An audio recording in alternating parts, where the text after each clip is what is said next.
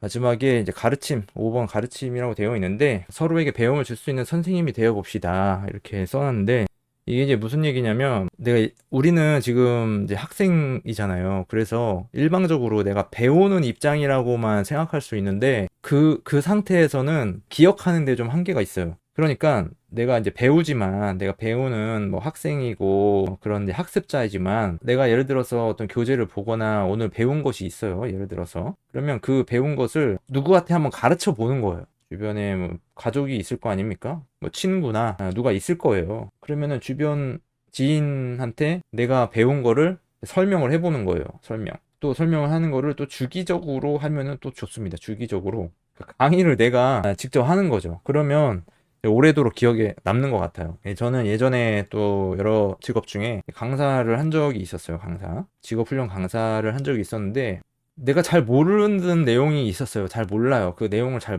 모르겠더라고. 내가 자격이 있어가지고 그 일을 하긴 했지만 거기서 이제 가르쳐야 할 내용이 내가 알고 있는 내용이 아닐 수도 있거든요. 그래서 사실은 내가 알고 있는 내용을 학생들한테 가르쳐 준 것이 아니라 오늘 학생들한테 가르칠 내용을 내가 미리 공부를 하고 가르쳤단 말이에요. 대부분의 강사는 그렇게 할 겁니다. 심지어 뭐 교수도 마찬가지예요. 내가 배운 거하고 내가 가르쳐야 할 내용은 좀 차이가 있어요. 결국에. 그런데 그거를 좀 일치시킬 수가 있죠. 내가 학생이 가르치는 그 행위를 한다면. 이게 내가 학생한테 가르쳐야 하기 때문에 공부를 해야만 하는 그런 그 강제가 생기는 거예요. 그러면 이 공부를 열심히 할 수밖에 없어요. 요즘에 유튜브 보면은 막 일타 강사 그런 얘기도 좀 잘 나오는 것 같은데 그런 분들의 노력 이런 거를 보면은 굉장히 진짜 노력이 엄청나다 그런 걸 볼 수가 있어요. 제가 하는 공부 이런 거에 비하면 진짜 그분들이 하는 거는 정말 대단한 거예요. 저는 뭐 아무것도 아닌 거죠. 그러니까 그렇게 하기 때문에 누군가한테 가르칠 수 있는 건데 그거를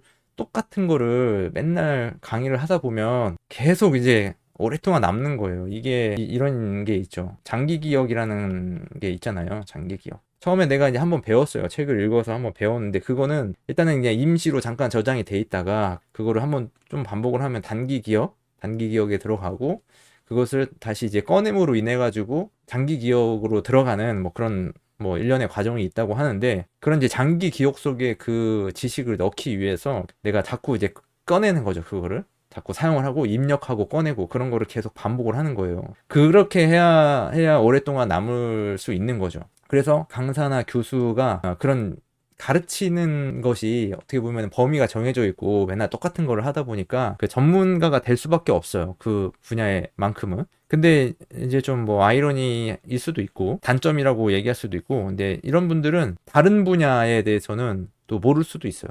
다른 분야는 얘기를 하면은 대화가 안 될 수 있다.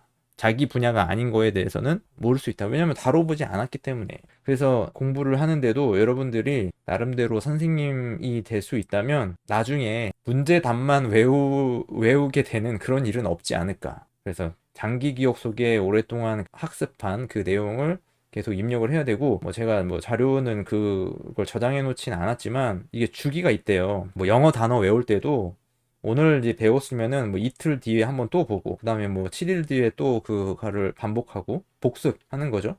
그다음에 30일 뒤에 한번 또 보고 뭐 이런 식으로 주기가 있다고 하는데 이런 어떤 주기를 이제 거치고 나면 완전히 그 장기 기억 속에 들어가 가지고 잊을래야 잊을 수가 없다는 그런 거거든요. 계속 사용을 해야 되는 거죠. 근데 우리 이 방송대 학습은 저도 마찬가지지만 이렇게 하기에는 좀 한계가 있어요. 왜냐면 이제 과목이 많고 그 분량도 또 많고 그리고 중간중간에 뭐 중간 과제라든지 출석 수업이라든지 이런 것들이 있기 때문에 이것을 주기적으로 여러 많은 과목들을 주기적으로 반복적으로 복습하기에는 그 시간적인 물리적인 한계가 있어요. 그래서 좀 어려워요. 이렇게 하기에는. 네, 그럼에도 불구하고 이런 과정이 좀 있으면은 도움이 되지 않을까 네, 그런 생각을 해보게 돼요. 그래서 이제 제가 했던 것은 나름의 좀 강제력을 부여하려고 했던 거 강제적으로 스스로 만들려고 했던 것이 뭐냐면 영상으로 그걸 남겨놓는 거였어요. 책 한 권을 다 읽는 거를 영상으로 만들고자 했는데 그거를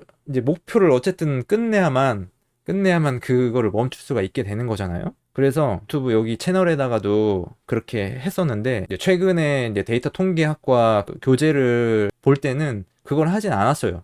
왜냐면 컴퓨터로 프로그래밍이나 코딩하는 그런 작업들을 해야 되기 때문에 교재를 읽는 것이 적합하지가 않았기 때문에 그것을 안 했는데, 이거를 내가 한번 읽었어요. 읽고 읽는 것을 음성으로 저장을 하는 거죠. 저장을 한 다음에 일일 독서를 하는 것처럼 내가 읽은 교재를 내가 또 듣는 거예요. 그런 걸 하기 위해서 내가 스스로 그거를 만들었었죠. 계속 반복하기 위해서. 그렇게 나름의 방법을 이제 생각을 했던 거예요. 다시 정리해서 얘기하자면, 내가 이제 복습을 하기 위해서 교재를 읽어서 한번 읽고 그 읽는 동안에 녹음을 해서 녹음한 것을 계속 평상시에도 들으려고 한 겁니다. 나름대로 이게 효과가 있다 없다 그것을 뭐 분석해가지고 명확하게 밝힐 수는 없지만, 뭐 그럼에도 불구하고 도움이 되지 않았나, 그런 생각을 해보게 돼요. 그거 아니더라도 이제 멀티미디어 강의가 있으니까 멀티미디어 강의를 또 반복해서 또 들어도 되는 거죠.